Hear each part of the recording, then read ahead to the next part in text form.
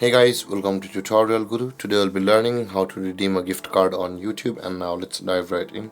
Now to redeem a gift card on YouTube, first open up your preferred browser on your computer, as I have already opened the Google Chrome over here.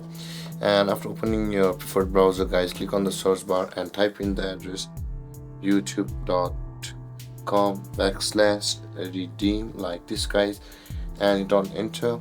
And when you hit on enter guys, you land on this interface. But before we proceed guys, make sure you're logged into your current YouTube account in order to redeem your gift card. Now in order to proceed to redeem a gift card, here it says guys, enter the gift code over here, whichever may it be. And after entering the number on your gift card over here, you'll be required to enter the next button over here. It will be available for you. Enter your number over here, click on next, and then that gift card will be redeemed on your YouTube account.